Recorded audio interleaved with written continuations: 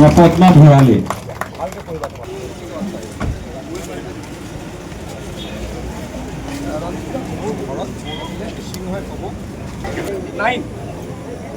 আমাৰ মাজত আমাৰ সকলোৰে মৰমৰ শ্ৰদ্ধাৰ হঠাৎ আমি আধা ঘণ্টাও আমি সময় পোৱা নাই বা তেখেতেও আমাক ইমান ডাঙৰ কৰিব বুলি জনাইছোঁ।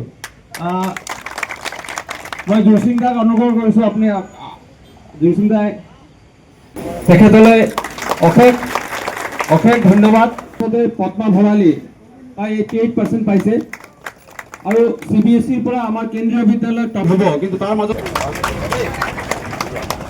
তোমাৰ ঘৰ কোনখিনিত?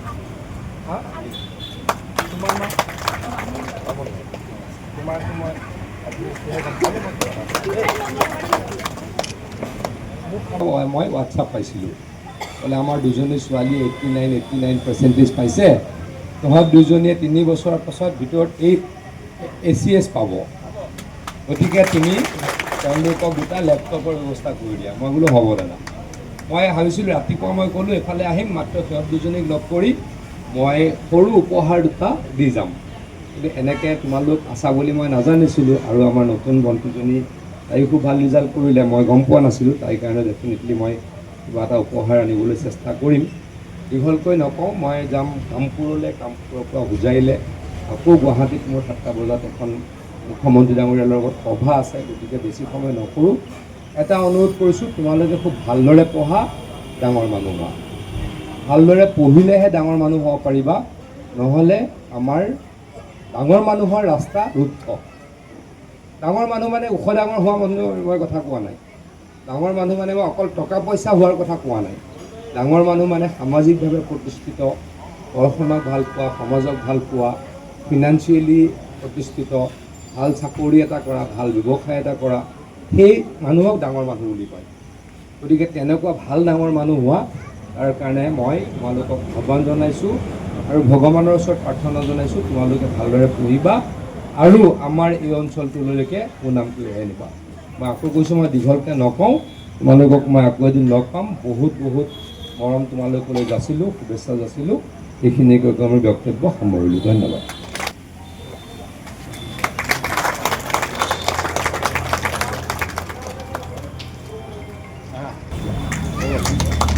আমাৰ পদ্মা ভৰালী। মন্ত্ৰী মহোদয়ে আমাক লেপটপ দিয়াৰ কাৰণে আমাৰ বহুত আনন্দ লাগিছে। আমাক সকলোকে ইমান কষ্ট দি পঢ়িছোঁ, আমি সফলতা পাইছোঁ আৰু তেখেতসকলে আমাক সম্বৰ্ধনা জনাইছে আমাক সকলোকে। আৰু অনুজসকলক এইটোৱে ক'ম যে তেওঁলোকেও ভালকৈ পঢ়ক, তেওঁলোকেও নিজৰ সাফল্য নিজেই লিখিব পাৰিব। মই এতিয়া NDA এক্সাম দিম, ডিফেন্স একাডেমীত। মই উইং কামাণ্ডাৰ হ'ব বিচাৰোঁ। ভাল লাগিছে, আমি যোনখিনি পাব বুলি মানে আশা কৰিছোঁ, দিছে মহোদয়ে দিছে আমাক। আৰু আমি আমাৰ ভৱিষ্যতে এইটোৱে মানে কামনা কৰোঁ যে আমি আৰু ল'ৰা ছোৱালীসোপা বা ভণ্টি ভাইটিসকলে মানে ভালকৈ পঢ়ি কিনে এনেকুৱা উপহাৰ পাব পাৰে। মই ACS অফিচাৰ হ'ব সপোন। এই অঞ্চলটোৰ কাৰণে গৌৰৱ কঢ়িয়াই লৈ আহিছে আৰু ছোৱালীজনীৰ ভৱিষ্যত উজ্জ্বলৰ বাবে আমাৰ মন্ত্ৰী মহোদয় শ্ৰীযুত পীযুষ হাজৰিকাদেৱে দুটা লেপটপ দিছে সুন্দৰভাৱে। আৰু গোটেই এই অঞ্চলৰ ৰাইজে উৎসাহিত হৈছে নিজৰ ল'ৰা ছোৱালীৰ অনাগত দিনবিলাকত শৈক্ষিক পৰিৱেশ গঢ়ি তুলিবৰ বাবে। আৰু মন্ত্ৰী মহোদয়ৰ এই যি মানে কি কয় লেপটপ দি পেলাই ছোৱালীজনক সহায় কৰিছে, সেইটোৱে অঞ্চলটোত বাৰুকৈ প্ৰভাৱ পৰিছে। আগন্তুক দিনবোৰত নিশ্চিতভাৱে ইয়াতে শৈক্ষিক পৰিৱেশ গঢ়ি উঠিব। আৰু আমিও সমূহীয়াভাৱে ৰাইজে মন্ত্ৰী মহোদয়ক এই পদক্ষেপ লোৱাৰ বাবে আমি ধন্যবাদ জ্ঞাপন কৰিছোঁ। আৰু CBSE তেওঁ মানে টপ পাইছে, CBSE নামনিঘাটৰে নামটো কিবা মেঘা শৰ্মা, তেওঁ ভাল পাইছে। CBSE মানে টপ ৰেংকত আছে। তাইকো মন্ত্ৰী মহোদয়ে এটা মানে কি কয় গিফ্ট আগবঢ়াম বুলি কৈছে।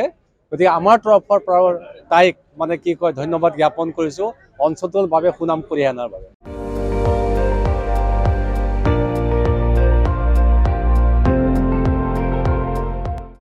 আপুনি চাই আছে ND24, সৰ্বশ্ৰেষ্ঠ নহয় সৰ্বোত্তমৰ দৌৰ।